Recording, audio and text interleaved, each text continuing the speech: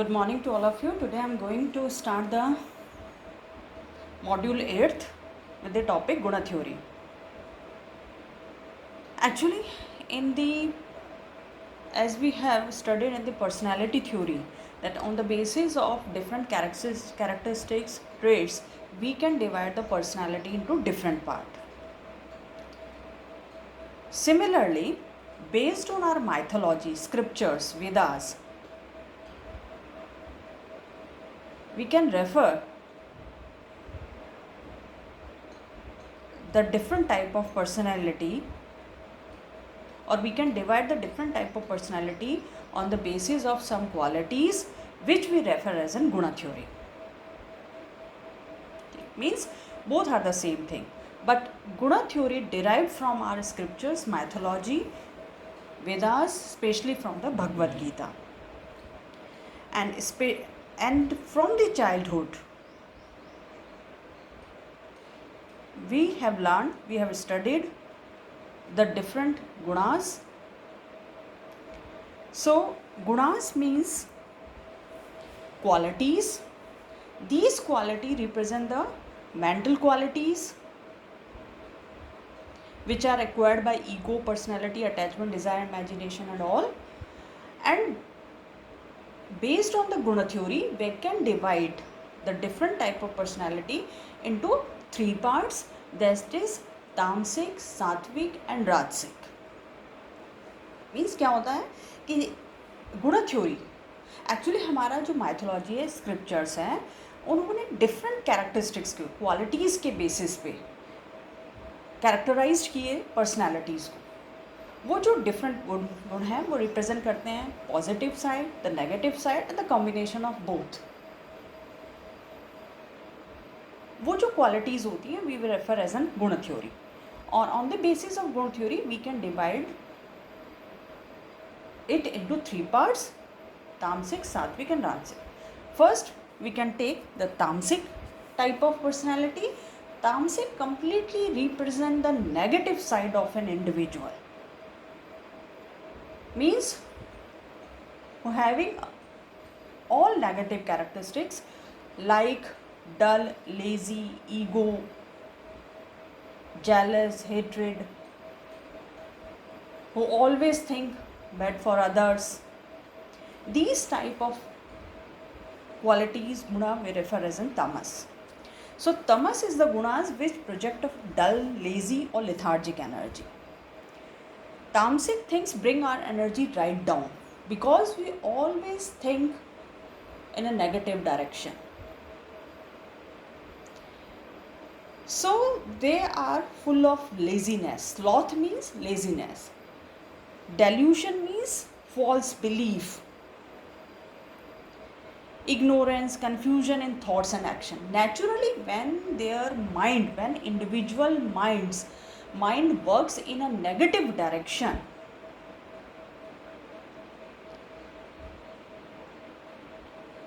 they could never think about the positive action and feedback. ठीक है ना. अगर माइंड में कंप्लीटली नेगेटिविटी है तो नेचुरल है वो माइंड में हमारे कंस्ट्रक्टिव सॉल्यूशंस नहीं आ सकते, कंस्ट्रक्टिव एक्शंस नहीं आ सकते, कंस्ट्रक्टिव फीडबैक नहीं आ सकते, और जो आउटपुट होगा, फीडबैक होगा, एक्शन होगा, वो नेगेटिव ओरिएंटेड होगा. सो तामसिक टाइप ऑफ जो कैरेक्टरिस्टिक्स होते हैं वो इस तरह के होते हैं क्योंकि उनका जो माइंड है वो कम्प्लीटली नेगेटिव है, full of negative energy, full of negativity, full of negative characteristics. So they always think in a negative direction. और जो उनका एक्शन होता है वो एक्शन हो सकता है, वर्बल कम्युनिकेशन हो सकता है, वो सब उनका नेगेटिव होता है. The gunas might initially very in their dominance in determining the personality of an individual, but gradually the individual personality mostly settles once. So those who are selfish, wicked, enjoy harming people, prone to greed, anger, jealous, robbers, these all are the characteristics which refer by as the tamasic type of personality. है ना. We take an example of Duryodhan from the Mahabharata because he has a characteristics of all tamasic type of personality like selfish, wicked, who always enjoy to harm the others. and full of greed and anger. So it's all about tamasic or tamasic type of personality. Now the second type of characteristics, that is Rajas. Rajas type of personality, or the second type of guna we refer as an Rajas. Basically, the nature of the Rajasic type of personality is very rigid, and they follow the rules and regulations. Means according to the situation, they are not able to adopt the things. They are not flexible. So Rajas is the quality of change, activity and turbulence. Is aggressive. It introduces a disequilibrium that upset an existing balance. Rajas is the quality that makes the mind active, passionate or restless. They are very restless, passionate about the things,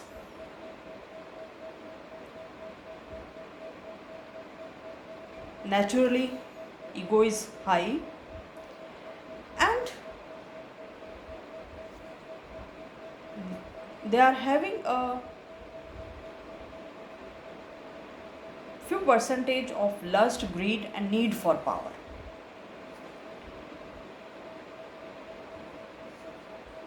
They want the life full of pleasure. They want pleasure around themselves, है ना. मतलब ये राजसिक as the name refers, है ना, lifestyle like a king, है ना, जिनकी लाइफस्टाइल फुल ऑफ प्लेजर हो, जिनको फुल ऑफ प्लेजर हो, they are having a power, authority, है ना, और generally they are generally they follow the rules and regulation. तो इस तरह की जो कैरेक्टरिस्टिक्स होते हैं वो राजसिक में आते हैं ना. जैसे हम किंग हो गए, राजा हो गए, जो एक रूल्स को फॉलो करते हैं और एक high life of lifestyle they follow, और उनको रहता है कि उनकी सराउंडिंग में प्लेजर होना चाहिए, पावर अथॉरिटी उनके पास होनी चाहिए, है. इस टाइप के जो कैरेक्टरिस्टिक्स होते हैं वो राजसिक टाइप ऑफ पर्सनालिटी होते हैं. तो समटाइम्स क्या हो जाता है कि कुछ इम्बैलेंस हो जाते हैं, इनकी कैरेक्टरिस्टिक्स जो इम्बैलेंस हो जाती है. क्यों? क्योंकि कहीं तो ये high level of power, authority, pleasure इनको चाहिए होता है, और अकॉर्डिंग टू द सिचुएशन ये अपने आप को एडजस्ट नहीं कर पाते, तो उस अडॉप्ट नहीं कर पाते सिचुएशन को. तो उस समय कहीं ना कहीं जो है इनके डिसइक्विलिब्रियम या अनबैलेंस जो है वो क्रिएट हो जाता है लाइफ में. यहाँ पे हम ले सकते हैं from the Bhagavad Gita. We take an example of Bhishma Pitamah. Bhishma Pitamah on the one side a very ideal person, full of very positive characteristics, लेकिन एट द सिचुएशन और the scene we refer the Draupadi Chirharan. At this moment उन्होंने भी द्रौपदी की रक्षा नहीं कर सके थे, है ना. कहाँ हम उनको एक very ideal Nobel person who have a lot of positive characteristics, गुणा हिमसेल्फ, लेकिन द्रौपदी का जब चीरहरण हो रहा था उस समय जब उन्होंने हेल्प के लिए उनको भी पुकारा था, क्योंकि वो एक राजा के अंडर वर्क उनका डेजिग्नेशन था, पोर्टफोलियो था, इसलिए उन्होंने अपने आप को बाउंड कर लिया उन जो अथॉरिटीज़ थी, जो सराउंडिंग्स थी उससे. और क्योंकि उनको ये लगा कि जब तक कि राजा का आदेश, धृतराष्ट्र जो उस समय राजा थे, उनका आदेश नहीं हो जाता तो वो इस मामले में बीच में नहीं आ सकते. तो इस तरह का जो कैरेक्टरिस्टिक्स उस समय उनका जो निकल के आया था, वी रेफर एज एन राजसिक type of characteristics. One side he has a lot of positive characteristics, but as per the situation he bound himself under the rules and regulations, the system. They used excuses such as I must always support the king and comment like this, but they didn't simply do the right thing and stand up for a woman's honor in this situation. उन्होंने अपने आप को राजा के आदेश में इतना bound कर लिया था कि वो एक वुमेन की ऑनर के जो प्रोटेक्शन के लिए भी नहीं अपने आप को इनिशिएट कर पाए या अपने आप को खड़ा कर पाए। तो इस तरह की जो पर्सनैलिटी है वो वी रेफर एज एन राजसिक type of nature. They knew what was right, है ना, because internally Bhishma Pitamah new कि what is right or what is wrong, but because he himself bound under the order of the king,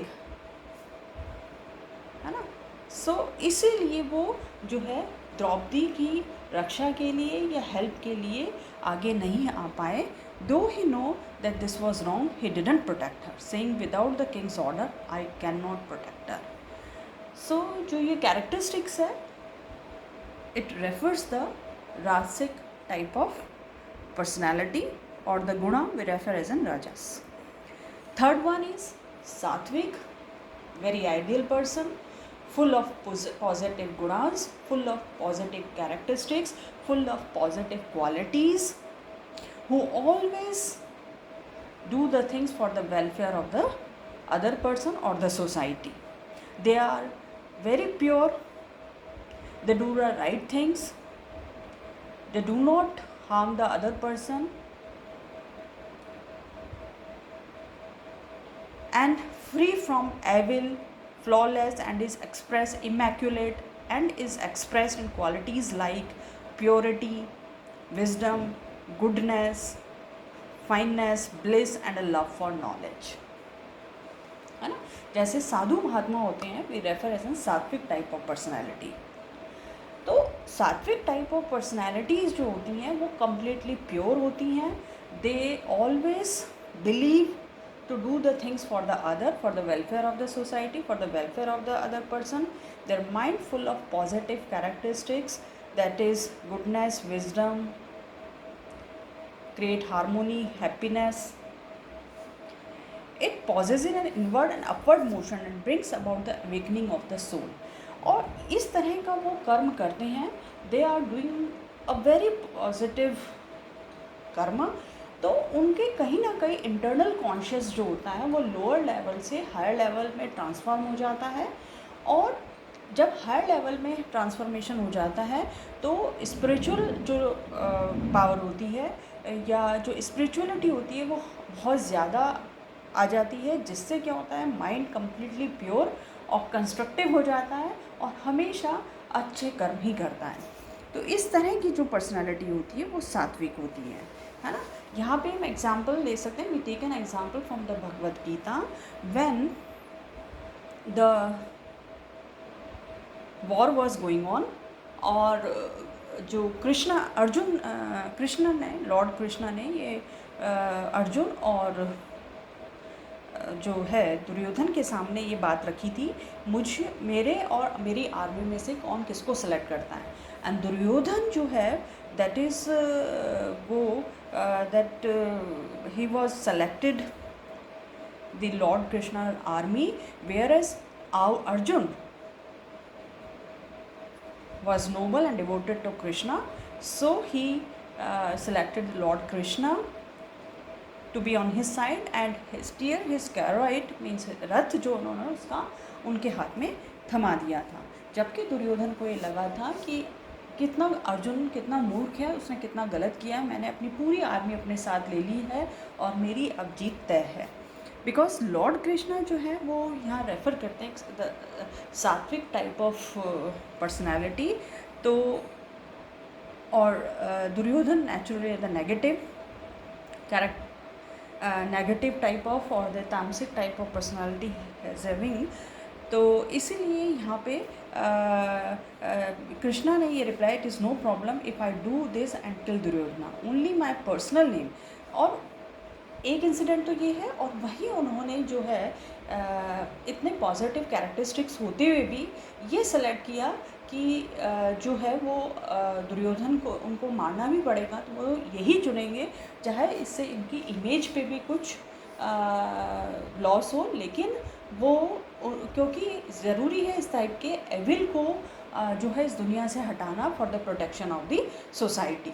तो इस तरह की जो सोच रखते हैं that is the sattvic type of personality, overall जो सात्विक टाइप ऑफ पर्सनैलिटी होते हैं, they have a completely devoted for the work, for the welfare of the other person, other human being, और for the welfare of the society. They are having a very positive characteristics in himself herself.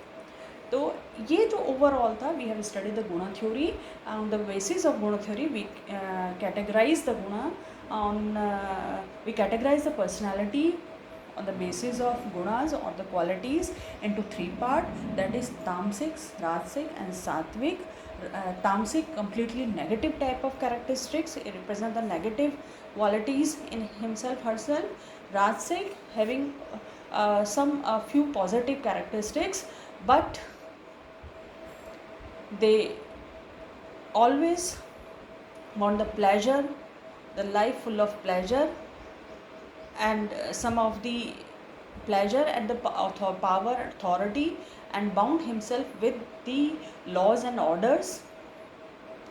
Whereas on the sattvic type of personality, completely having a positive qualities, who are always ready to do the work for the welfare of the human being or the society, or they are having a positive characteristics like wisdom, create harmony and love, respect the other person, pure mind, do the constructive things and all.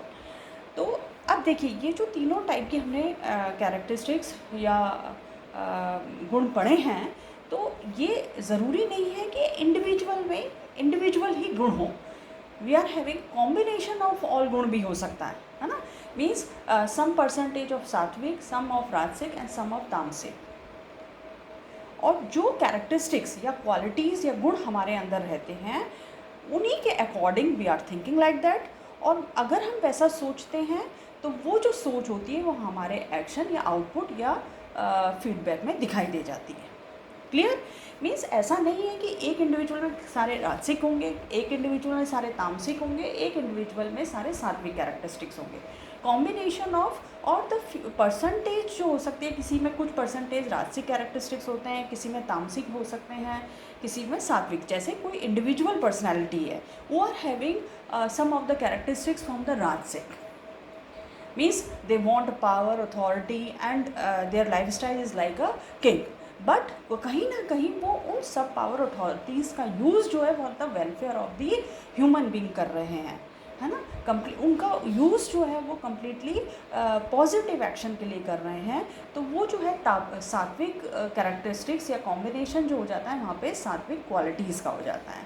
तो इस तरीके से personality जो है वो exist कर सकती है कॉम्बिनेशन के साथ. किसी में तामसिक ज़्यादा हो सकता है तो नेगेटिव टाइप ऑफ कैरेक्टरिस्टिक्स हो जाएंगे. कम्प्लीटली सात्विक भी बहुत होते हैं. जैसे हम एग्जांपल ले सकते हैं साधु या आइडियल पर्सन का. वो कम्प्लीटली उनका जो है सेल्फलेस जो है वो कम्प्लीट जो ख़त्म हो जाता है. वो अपने लिए बिल्कुल नहीं सोचते हैं, और जो भी काम करते हैं वो काम जो है वो उनकी सोसाइटी के लिए, सराउंडिंग्स के लिए, और welfare for the human being होता है. तो और इस तरीके से वो एक हायर लेवल ऑफ कॉन्शियसनेस की तरफ पहुंच जाते हैं, जहाँ पे हम कह सकते हैं कि जो है वो जैसे बहुत सारे ऐसे अगर हम रियल लाइफ में भी देखते हैं, साधु संत महात्मा होते हैं जिनको हम फॉलो करते हैं, क्योंकि वो जो है always ready to spread the positivity in the world, है ना, थ्रू देयर एक्शन और देयर कम्युनिकेशन. तो वो कहीं ना कहीं हमें इंस्पायर करते हैं, हम उनको फॉलो करते हैं. तो वो सात्विक टाइप ऑफ पर्सनालिटी हो जाते हैं. तो ये रियल एस्पेक्ट में एक्चुअली इसका इम्प्लीकेशन, जैसे अब आपके क्वेश्चन आ सकता है कि हम ये क्यों पढ़ रहे हैं गुण थ्योरी, माइथोलॉजी, स्क्रिप्चर से, इन सब से हमें what we will get the things, है ना, in the form of benefit.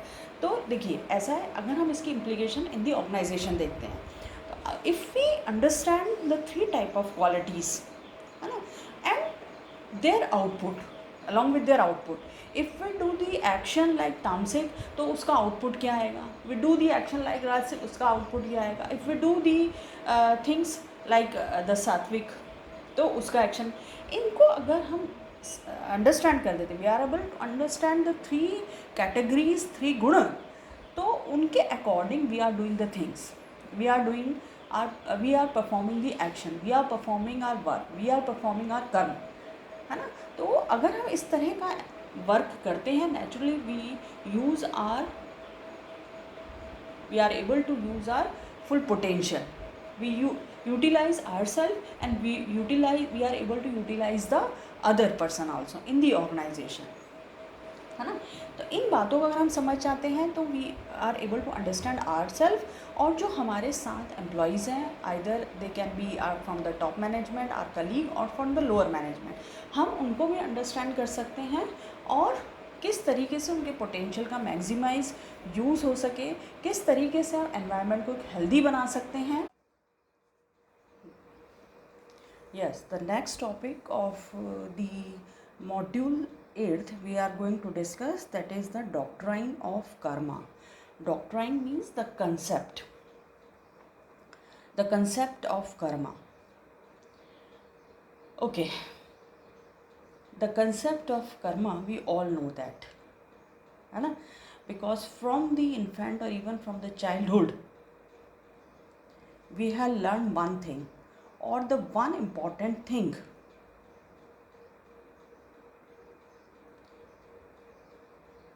have been telling by our elders, our family members, even from our scriptures or mythology. We learned one important thing, which is that everybody in the universe get the result of his own action, of his own karma. That is why when we are doing good or bad thing, we stepping back own self. We always think once when we are doing any good or bad action, any good or bad work, any good or bad karma.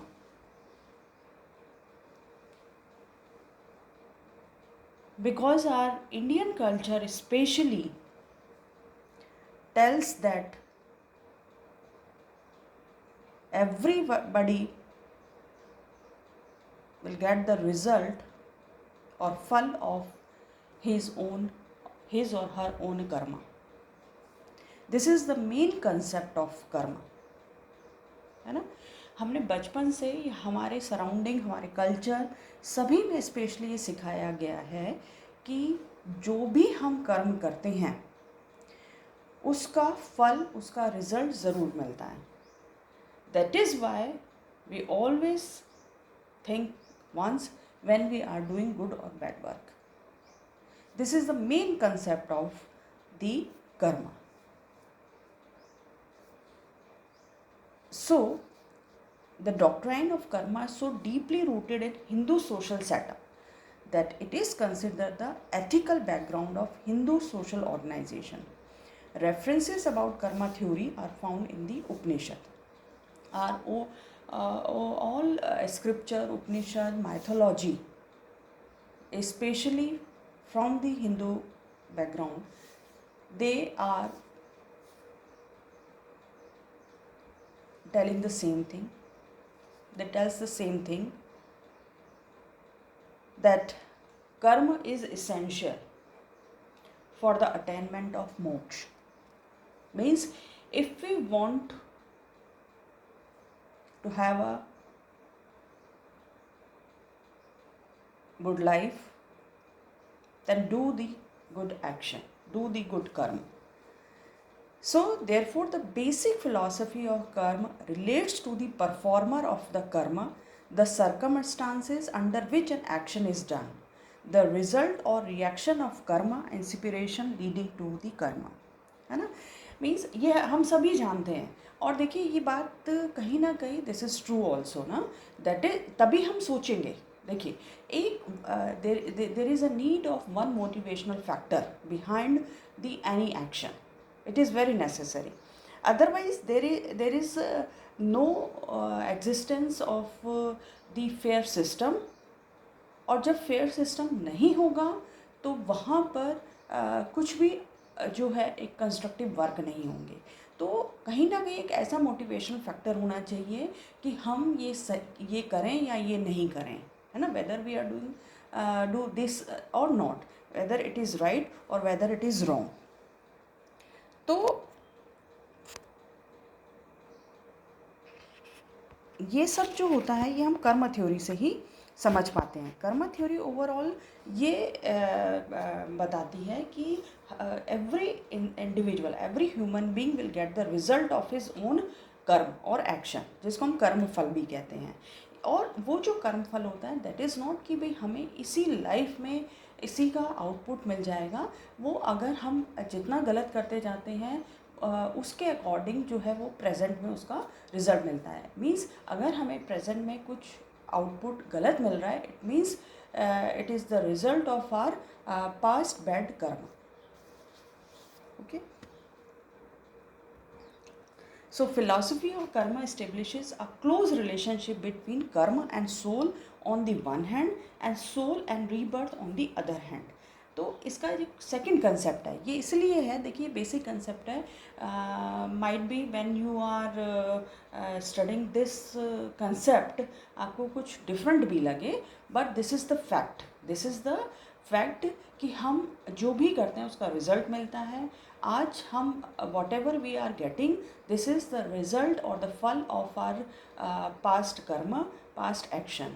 Because एक और चीज़ जो हमारी mythology में की है कि जो soul है वो सोल इमोर्टल है, मीन्स अमर है ना, जो कि equality of being able to live forever, है ना। सोल जो है वो इमोर्टल है, मीन्स कि वो उसका ट्रांसफॉर्मेशन होता है from one body to another body, है ना। बॉडी डिस्ट्रॉय हो जाती है but soul is immortal which is transform from immediately transform from one body to the another body. ये हमने अपनी हिंदू माइथोलॉजी में always we are reading the same thing, ठीक है ना। तो वो यही रीज़न है। तो वो जो ट्रांसफॉर्मेशन होता है एक बॉडी से तुरंत दूसरी बॉडी में, और बॉडी जो होती है वो डिस्ट्रॉय हो जाती है। इसीलिए that is why it is necessary to make our soul pure. In a body, the soul gets accumulated all the effects of good and bad deeds of a person. It pains one for bad deeds while gives pleasure for good deeds, है ना। Deed means the action।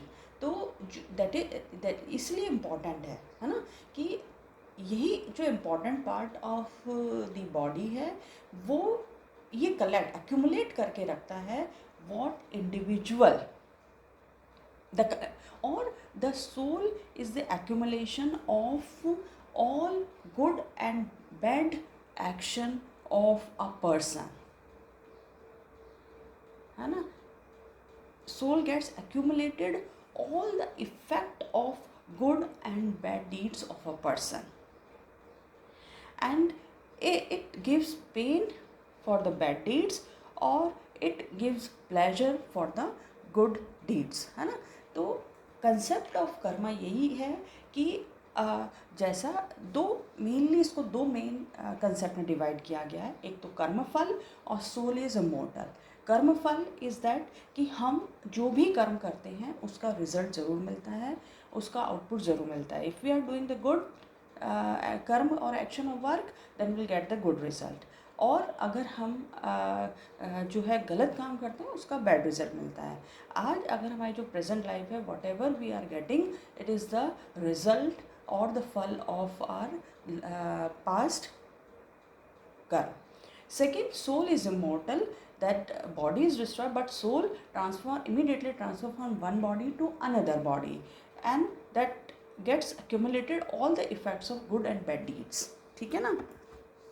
तो जो overall concept of karma है based on 7 assumption, and overall 7 assumptions are going to tell one thing, that is the karma phal, है ना। Definite result, again the same thing I would like to state under this point that the doctrine of karma holds that every physical, mental, ethical activity performed by human being has a definite result. Whatever any type of activity, either it can be physical, mental, ethical, definitely will get the result according to that. If we are doing all these activity in a right way, then we will get the good result. If we are doing all these activity in a bad way, then we will get the result according to that. This is the first assumption based on the concept of karma. Second, indestructibility. Indestructibility means that is impossible to destroy, है ना. Means the result, again we are going to same thing in another manner, that the result of the karma can never be destructed, can never be destroyed, है ना. The present life is the result of the punishment and the reward of the past action. Okay, that is why we going to same thing, that this is indestructibility, that impossible to destroy the fun or the action of the karma. Next point is the necessity of rebirth. Again, the two main concepts we derived from the concept of karma, the doctrine of karma. First is the karma phal, second, soul is immortal. So again, the necessity of rebirth, since every action is destined to produce a definite result. हाँ, because ये उनके कर्म का फल है. देखिए क्या होता है कि ये बातें हमें थोड़ा सा ये कहती हैं कि ये एग्जिस्ट हो सकता है या नहीं हो सकता, है ना. Because we are thinking like that, if we are studying the same thing कि this is so much spiritual, ऐसा कैसे हो सकता है. लेकिन देखिए क्या होता है, ये सब all are giving us important learnings. ये हमें क्या सिखाती हैं, अगर हम इस कंसेप्ट को लेके चलते हैं तो प्रैक्टिकली या logically they are telling the one important thing, do the right action, do the good karma, है ना. तो इससे क्या होगा, देखिए इससे ये होगा कि हम जो भी काम करेंगे वो अच्छा काम करेंगे, वो वेलफेयर फॉर द सोसाइटी होगा, वेलफेयर फॉर द फैमिली होगा, वेलफेयर फॉर द नेशन होगा. जहाँ पर पॉजिटिविटी होगी, according to that we are giving the space to the positive characteristics, positivity in our mind for the constructive development of the mind, or there is a no space to the negative character like hate, jealous and all these things. तो इससे ये benefit होगा if we want to enjoying the present life. अगर ये concept हमारे साथ है कि हमारा जो आउटपुट होता है, जो प्रेजेंट लाइफ है, वो पास्ट कर्म या पास्ट एक्शन का रिजल्ट है. And if we want to enjoying the present life, तो उसके लिए ज़रूरी है कि हम अच्छा कर्म करें, डू द राइट कर्म, डू द गुड थिंग्स. जो क्योंकि उसका हमें रिज़ल्ट मिलेगा. तो अगर हम ऐसा सोचेंगे तो हम अपने साथ और अपने सराउंडिंग एज अ इंडिविजुअल जो है वो पॉजिटिविटी लेके चलेंगे, अच्छा सोचेंगे, अच्छा कर्म करेंगे, और जो भी आउटपुट या एक्शन देंगे वो only for the welfare of welfare of our surrounding होगा. चाहे वो हमारी फैमिली हो सकती है, सोसाइटी हो सकता है, नेशन हो सकता है, वेलफेयर फॉर द अदर्स. तो इससे एक पॉजिटिविटी जो है वो एनवायरनमेंट में रहती है, even in if we are thinking about the family, the society और द ऑर्गेनाइजेशन. तो ये कंसेप्ट इसीलिए इम्पॉर्टेंट है, that is why we are studying the concept of karma in your syllabus. क्योंकि ये जो है, ये जैसा हम पढ़ रहे हैं तो ये हमें कहीं ना कहीं क्या लर्निंग दे रहा है, या हम इससे whatever learnings we are getting through this concept, कि हमें जो है वो हर समय डू द राइट एक्शन, क्योंकि उसका रिज़ल्ट मिलता है. अगर हम ये सोच के काम करेंगे तो naturally we maintain the fair and justified and transparent environment in our surrounding, and do every action with full of positivity for the welfare of yourself, for the others, for the society. है ना. तो ये जो है इनका हम एक practical aspect या implication of the doctrine of Karma देख सकते हैं. Next assumption is supremacy of karma. Again tells the same thing, that there is a supreme power which is the action. अब देखिए ये नेचुरली हमें उस चीज़ से भगा नहीं रहा है. इट मीन्स ये हमें ये नोटिस assumption कराने जा रहा है कि हमें जो है कर्म एक्शन करते रहना चाहिए, और वो भी in a right direction, if we want to get the good result. The doctrine is based on the principle of supremacy of human endeavor. It holds man and his action responsible for the bad and good condition in his present life. है ना, same thing they are telling कि whatever we are getting in the present life, this is the result of our past action. Then again follow the karma fal. They are giving the more importance to it. Means what this assumptions tells, or according to this assumption it tells that even after the death everybody will get the consequences of past karma. There is a phrase also, as he sows so he reaps, है ना. तो it means क्या हुआ, जैसा हमने कर्म किया हम वैसा ही पाते हैं, even after the death. So if these fruits of one's own action the necessity him to take birth again and again, है ना. तो according to this assumption we have already studied in our scriptures also, कि जो जैसा करता है वैसा ही वो फल पाता है, इवन आफ्टर द डेथ, और to get the result or the consequences of his or her past action, the body will take the birth again and again. ठीक है, this is the necessity of rebirth. Next assumption is that belief in the immortality of the self. Immortal of, that is for the soul. Soul is immortal, that is immediately transformed from one body to another body, and accordingly individual will get the result that soul is not destroyed along with the destruction of the body. This is the fourth assumption. Another assumption of the doctrine of karma is the determination of general condition of life. Again telling the same thing in another way, that if anybody enjoying the life, or we see in the society there is a difference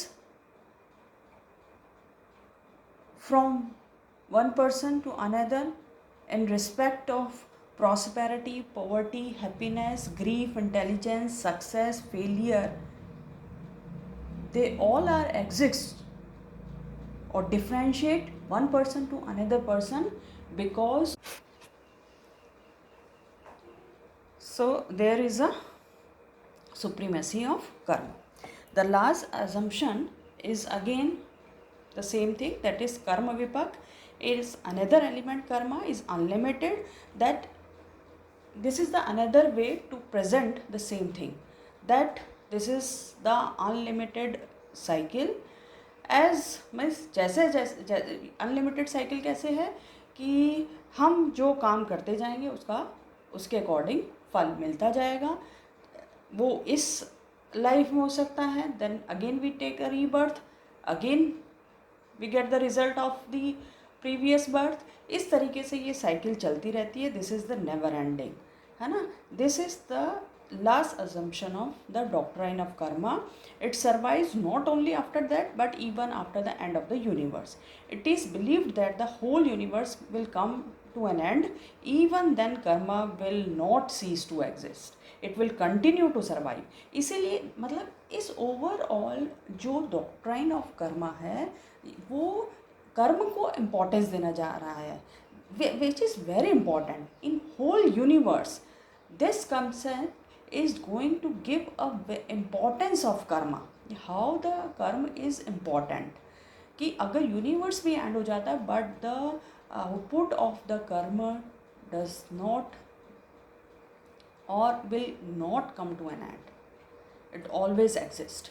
So do the right karma, right action, good action, and will get the result according to that. It means overall the conclusion of this concept is that everybody will get the result of his or her karma. If anybody is doing the right good action, will get the good result. If he or she is doing the bad action, bad karma, then will get the result or fall according to that. Similarly, soul is immortal, means it immediately transform from one body to another body, और उसी के according जो हैं उसको इस birth से दूसरे birth में रिजल्ट मिलते रहते हैं. ठीक है, ओके, थैंक यू.